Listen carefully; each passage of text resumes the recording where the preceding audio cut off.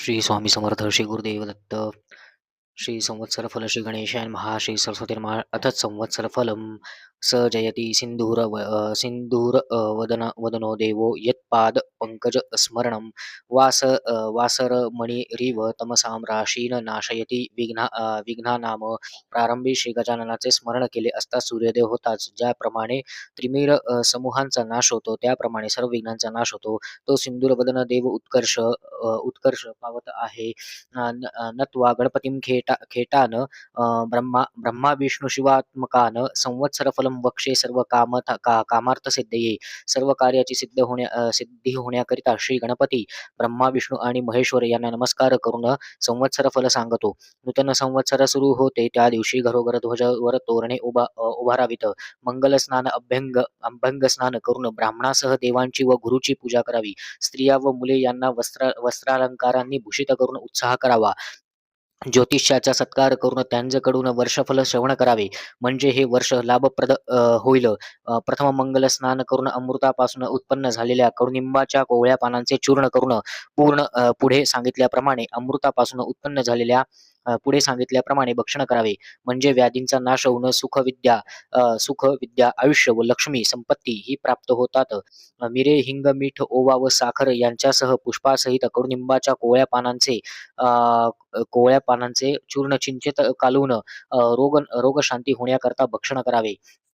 पंचांगस्थ पंचांग्यस्थ गणपतीचे ब्राह्मण व ज्योतिषी यांचे पूजन करून याचकांना यथाशक्ती दानादिकांनी संतोषून मिष्टान्न भोजन घालावे. नाना प्रकारची गीते वाद्य व पुण्यपुरुषांच्या कथा ऐकून दिवस घालवावा म्हणजे संपूर्ण वर्ष सुखाने जाते.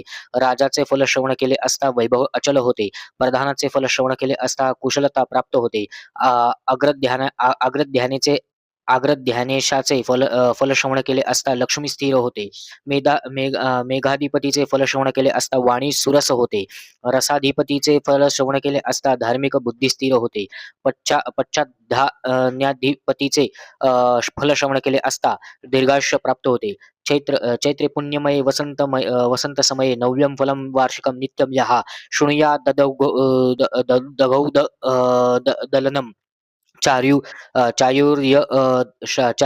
चायुर्यशः श्रीकरं वेदा विष्णुहरो रविदुमहिजां सौम्य गुरु भार्गवो मंदोगुः शशिकच्छः शत्रुदलनं कर्वन्तु सर्वे ग्रहाः.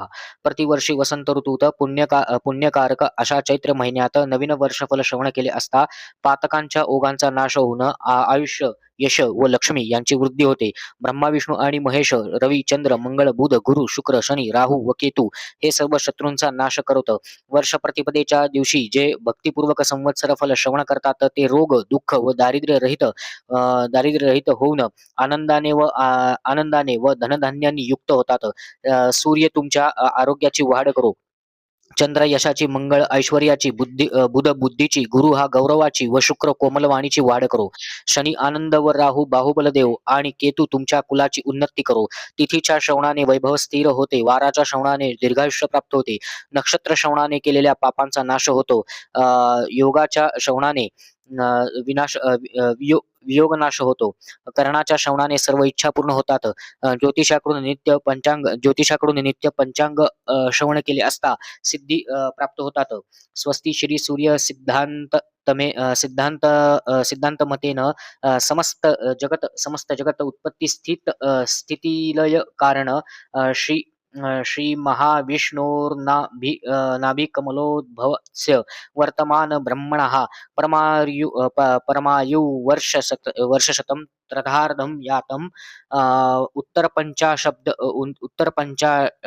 उत्तरपंचाशतब्दे प्रथमपक्षे प्रथमदिवसे त्रयोदश घटिकाः द्विचत्वारिंशत् फलानि अक्षत्रयं च गतं. श्री सूर्य सिद्धांत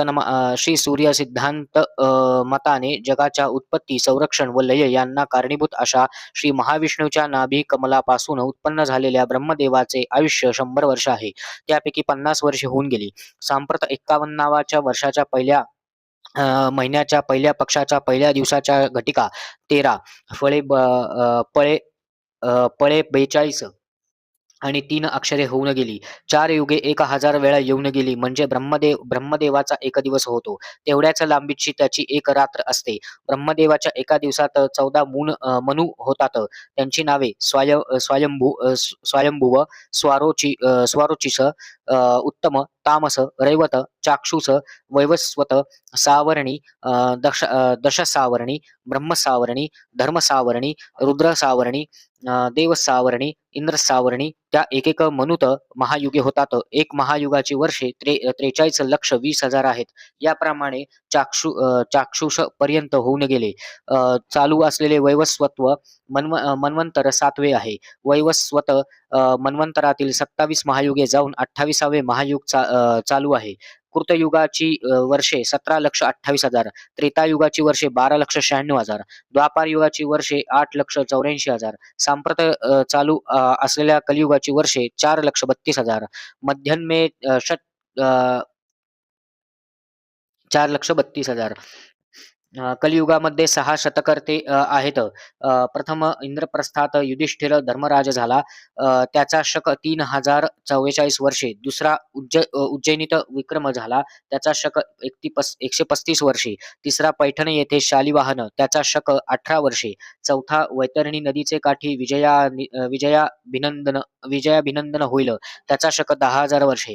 पाचवा गौड देशात धारातीर्थी नागार्जुन होईल, त्याचा शक 4 लक्ष वर्षे.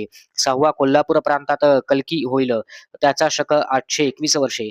कलियुगाच्या एकंदर वर्षातून 5,127 वर्षे मागे पडली व 4,26,873 वर्षे शिल्लक आहेत. या पराभवनाम संवत्सरात पाण्याचा तुटवडा भासेल, मात्र खरीपातील पिके चांगली येतील. साथीचे रोग वाढतील, तसेच लोकांमधील भांडणे वाढतील.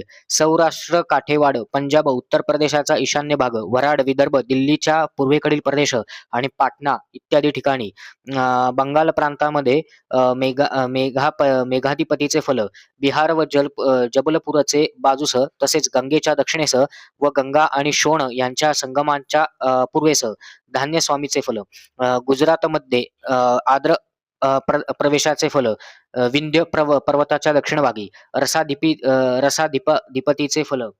रसाधिपतीचे फल, कोकण, मध्य प्रदेश आणि राजस्थान यांमधील भूभाग, अर्गेशाचे फल, आंध्र प्रदेशात, शेनेसाचे फल, पंजाब व काश्मीरमध्ये, निरशेषाचे फल, दिल्ली व पंजाबच्या उत्तरेकडील प्रदेश, फलाधिपतीचे फल, गुजरात व सौराष्ट्रांमध्ये. राजा गुरु असल्याने पाऊस चांगला पडेल आणि धान्य, फळ आणि दूध मुबलक मिळेल. यज्ञ यागादी कर्मे केली जातील. मंत्री मंगळ आहे म्हणून पाऊस कमी पडेल आणि धान्य कमी मिळेल. आग, चोर व रोगराई यापासून लोकांना त्रास होईल. भांडणे वाढतील. मेधादीप चंद्र असल्याने पाणी विपुल मिळेल आणि धनधान्य वाढेल. विद्वानांचा गौरव होईल. खरीपाचा स्वामी गुरु असल्याने पाऊस चांगला पडेल. धान्य व फळे विपुल मिळतील. संपत्ती वाढून लोकांना आनंद होईल. रसांचा अधिपती शनी आहे म्हणून पाऊस थोडा पडेल. लोखंड महाग होईल. रब्बीचा स्वामी बुध असल्याने गहू, मूग, ऊस, भात व दुधदुभते मुबलक मिळेल. विद्वानांचा गौरव होईल. निरसांचा अधिपती गुरु असल्याने सर्व रत्ने, सोने, कापूस, सुपारी, चंदन हेच पदार्थ पुष्कळ होतील. आद्रा प्रवेश निष्ठ ज्येष्ठ शुक्र शुद्ध अष्टमी सोमवार शुद्ध सोमवारी 22 जून 2026 रोजी दुपारी 12:26 सूर्य आद्रा नक्षत्रात प्रवेश करतो. त्याचे फल धान्य व कापड पुष्कळ होईल. धनधान्य वाढेल. या वर्षी काल नावाचा मेघ असल्याने पाऊस कमी पडेल. रोगराई वाढून लोकांना दुःख होईल. या वर्षी तक्षक नावाचा नाग असल्याने पाऊस मध्यम पडेल. भांडण तंटे वाढतील. पशुपालक श्रीकृष्ण आहे म्हणून जनावरांना आनंद होईल. धनधान्य वाढेल. दूध दुभते भरपूर होईल. मेघ निवास माळ्याचे घरी असून रोहिणी नक्षत्र समुद्रावर पडले आहे, त्यामुळे भरपूर वृष्टी होऊन धनधान्याचे प्रमाण वाढेल.